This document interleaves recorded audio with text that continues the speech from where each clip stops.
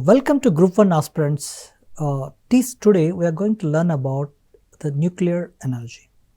So before going to nuclear energy, let me give you a simple introduction to this.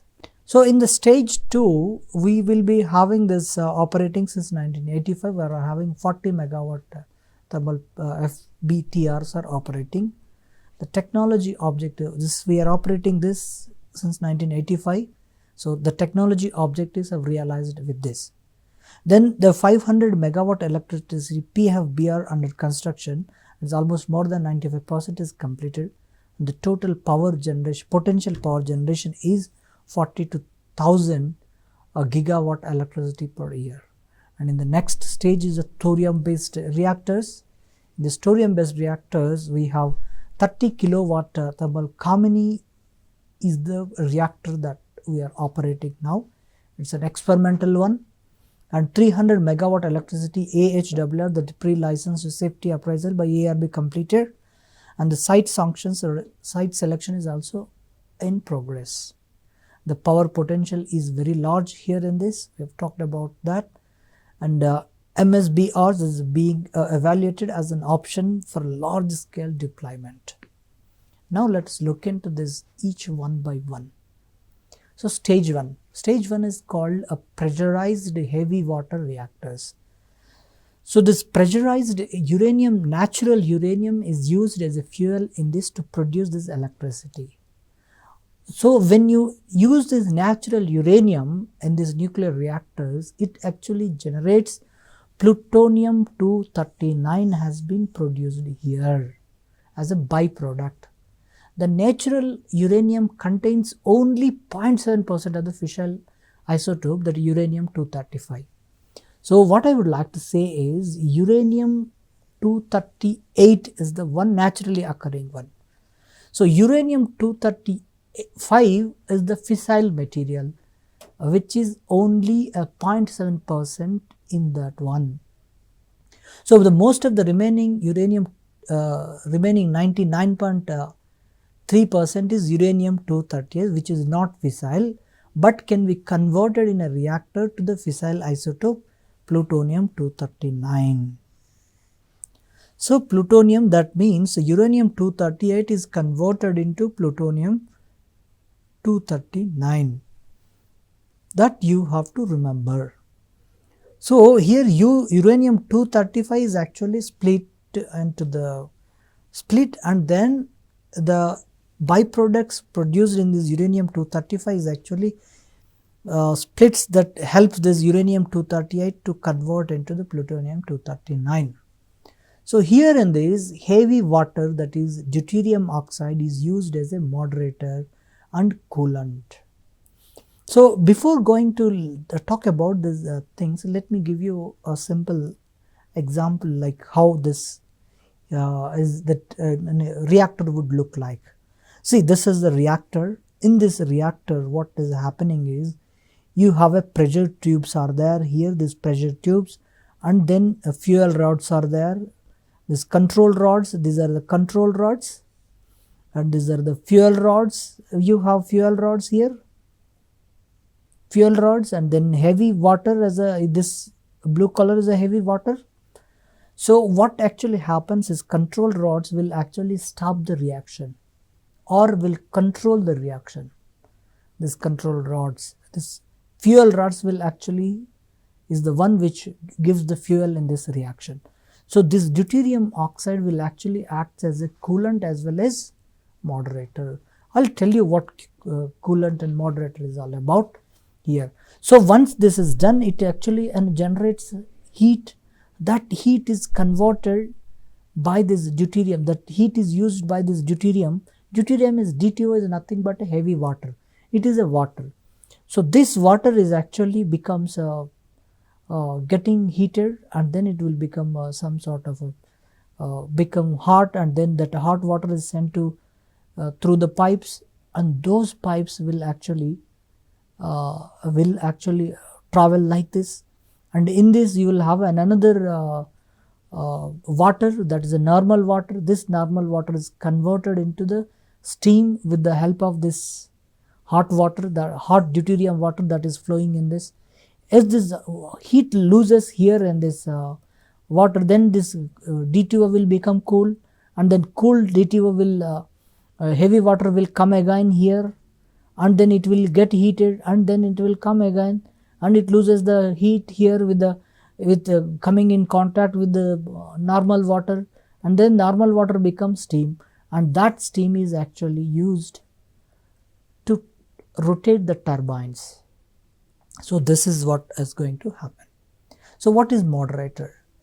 We have seen that every reaction, nuclear reaction, happen a chain reaction. So the neutron moderator is a medium that actually reduces the speed of fast neutrons. So how do you control? As we were talking about, each reaction, each one neutron when colliding with the one nucleus produces 3 more neutrons. If 3 more neutrons are produced, what happens? Then another 3 more. Instead of that, if we stop 2 neutrons and if we use 1 more neutron, then what happens?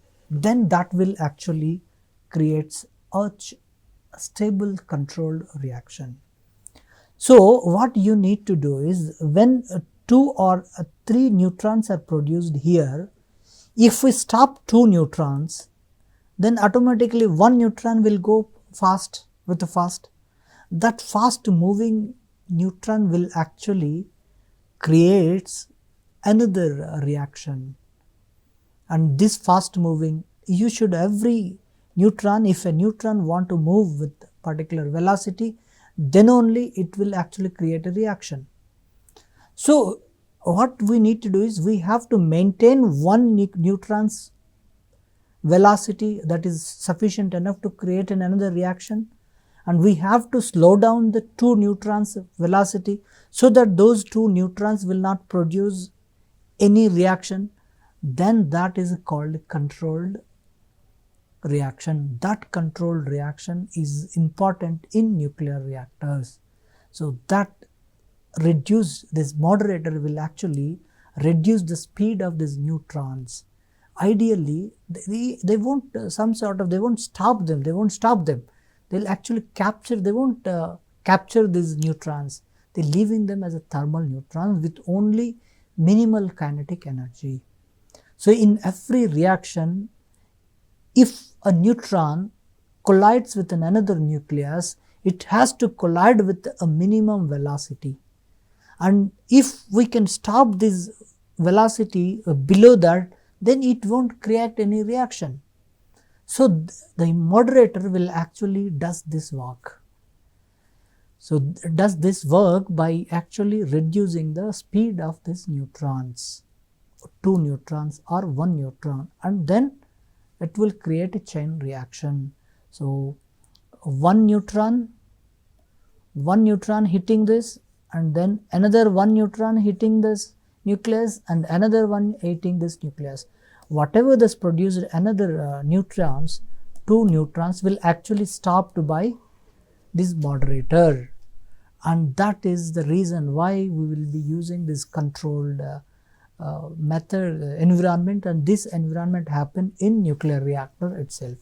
Further, we use this moderator which will actually slows down the speed of these fast neutrons so that it won't create any additional reactions. So what are those moderators?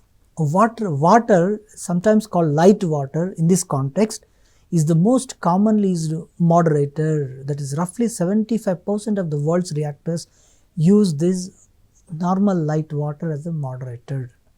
And there is another important thing is solid graphite, which would also use 20% of the reactors, is another moderator. And then heavy water also are the main alternatives. And then beryllium has been used, and hydrocarbons have been suggested for another possibility. Lithium-7 in the form of this lithium fluoride salt, so typical in conjunction with beryllium fluoride salt, is used as a moderator. This is the most common type of moderators in the molten salt reactors. We all know that heavy water reactors are there in our country. So heavy water is produced in our Telangana itself, in Khammam district, Manuguru. There is a heavy water production plant is there in Manuguru. Okay, and then a coolant. What is coolant? A substance circulated through a nuclear reactor to remove or transfer this energy. As we are talking about, this reaction will actually produce heat and huge energy. So that energy is, heat is actually has to converted into some other form, then only we can control that. So this coolant will actually helps that to cool the reactor.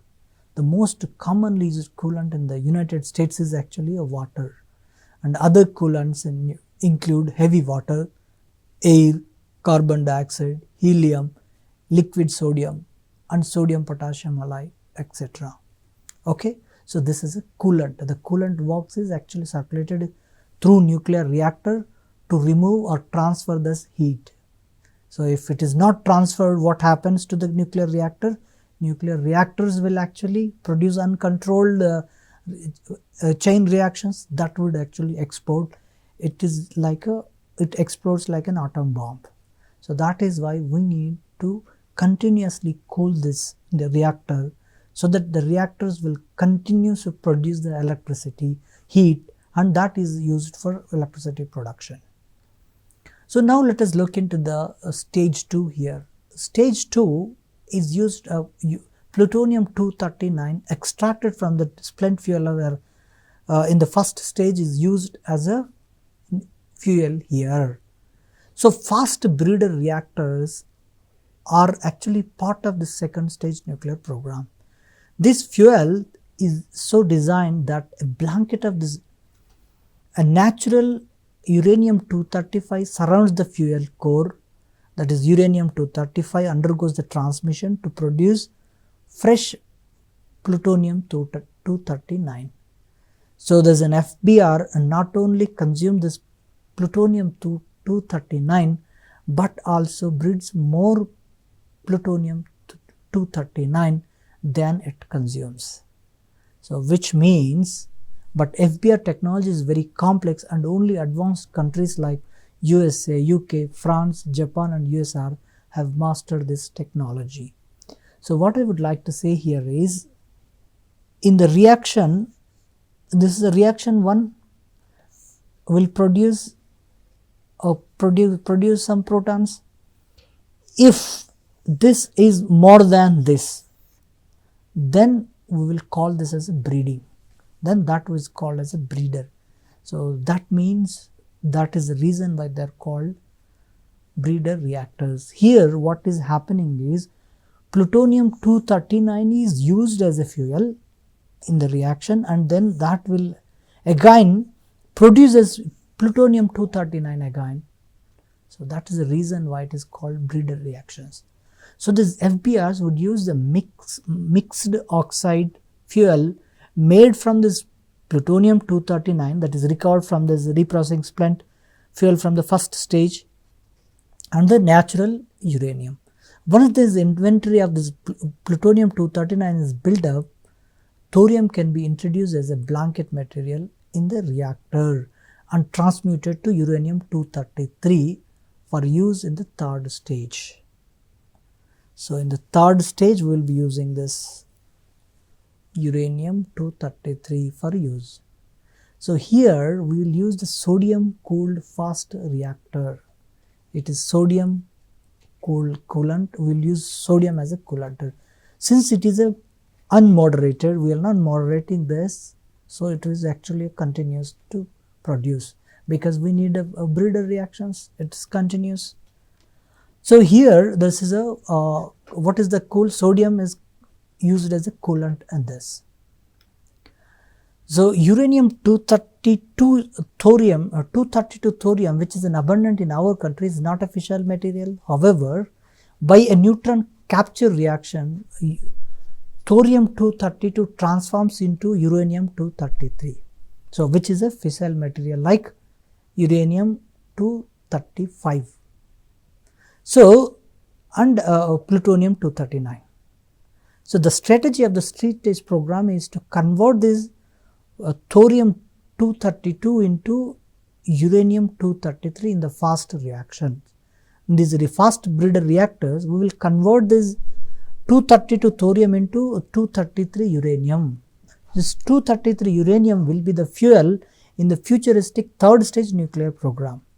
Further, it is proposed to use this thorium along with a small feed of plutonium based fuel in these advanced heavy water reactors, which are expected to facilitate this large scale thorium utilization. Okay, so third stage is nothing but is the thorium based reactors. In the third stage reactor, an advanced nuclear power system involves a self-sustaining series of thorium-232 uranium-233 fuel reactors.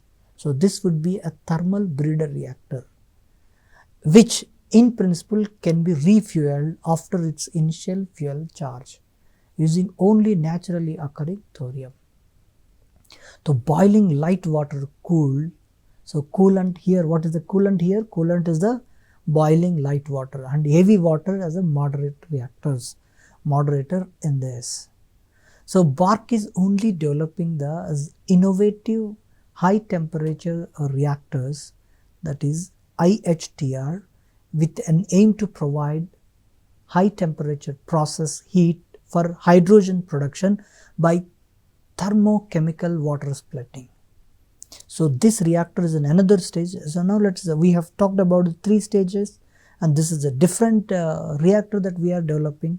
This reactor is a molten salt cooled pebble bed type reactor. So pebbles are used in this. It uses this TRISO type of particle fuel made into the form of pebbles, and is cooled with a molten fluoride salts. So thus coolant temperatures up to 665 degrees centigrade can be reached, which allows for efficient interface with the hydrogen plant. Currently we have a 20 megawatt hour thermal IHTR reactors being designed as a demonstration reactor.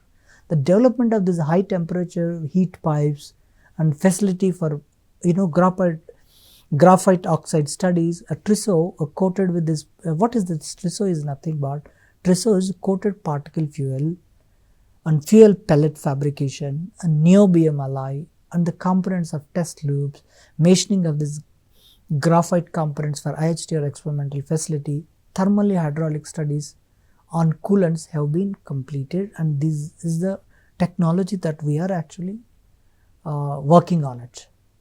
So what are these research reactors in this BARC? So we have talked about each reactor is kept to some names, right? Now let us look into this one by one. They might ask in the prelims, they might ask questions about what is 𝗬𝗓. So 𝗬𝗓 is related to the what? So 𝗬𝗓 is a nuclear reactor. We all know there is a first nuclear reactor, and there is another one is 𝗓𝗪. It's also a 100-watt thermal reactor. 𝗓𝗪 is another reactor name, that is a 100-watt thermal reactor. And then is a 𝗬𝗪 is another reactor, which is a 40 megawatt thermal. It was built in collaboration with Canada.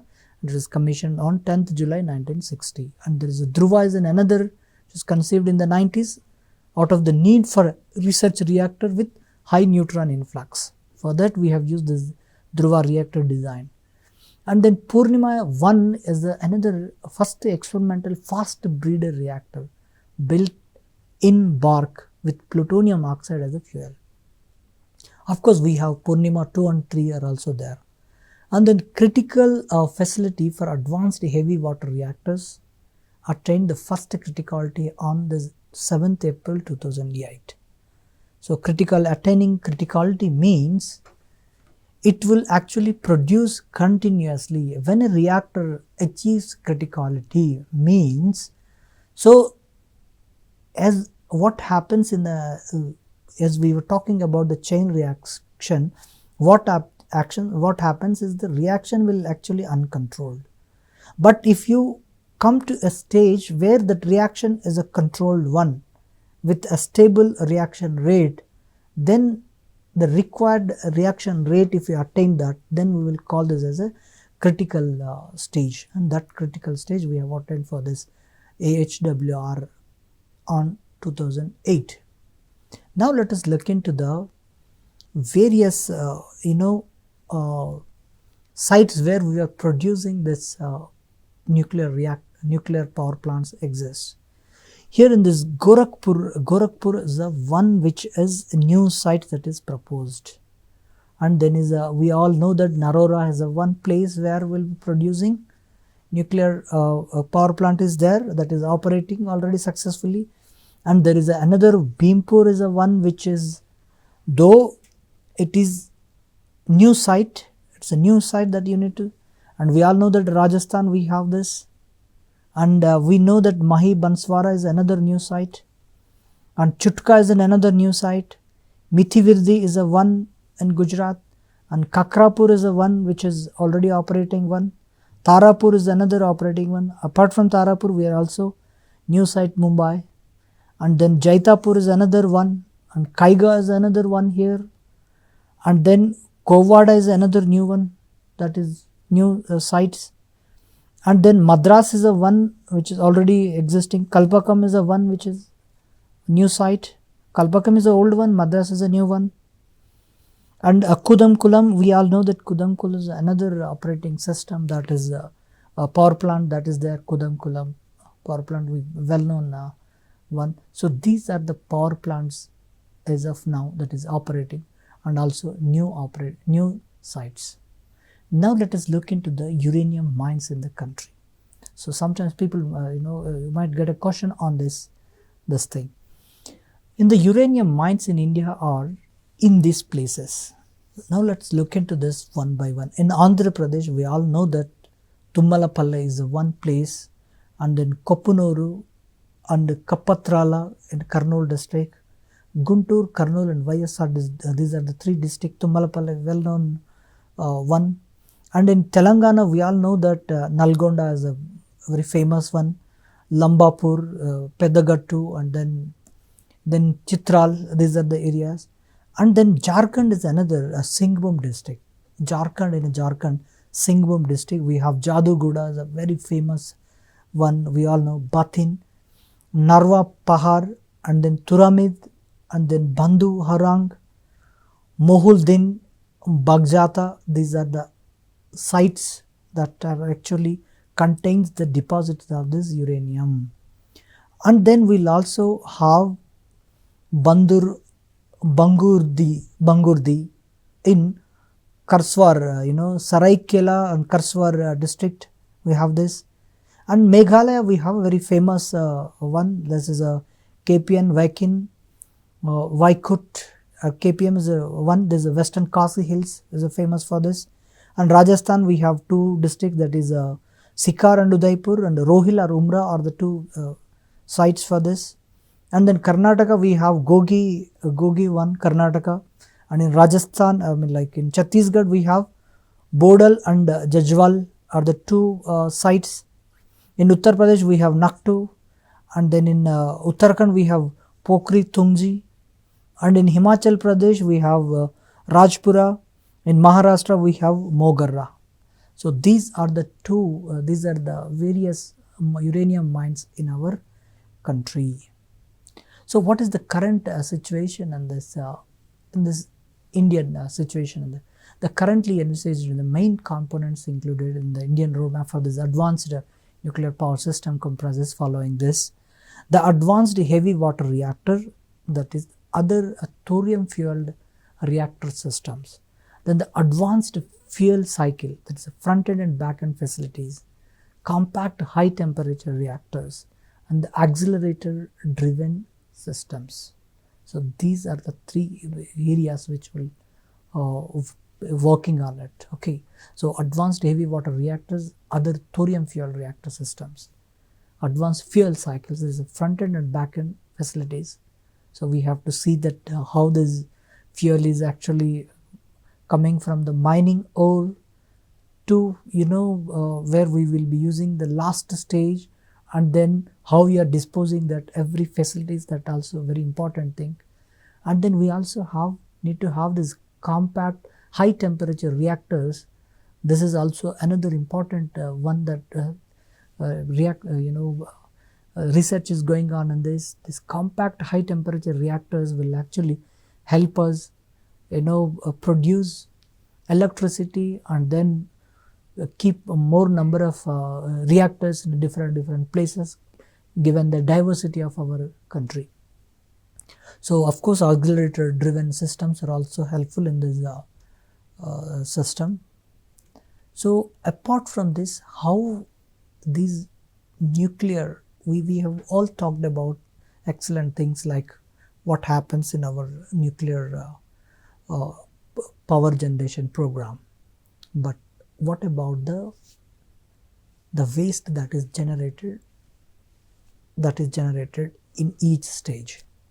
So in each stage we have talked about every reaction will produce a radioreactive materials. These radioreactive materials will actually very dangerous for the health of the civilians that are surrounded in that area. Even wherever you dispose this, wherever you keep this, that will actually cause health problems and environmental problems.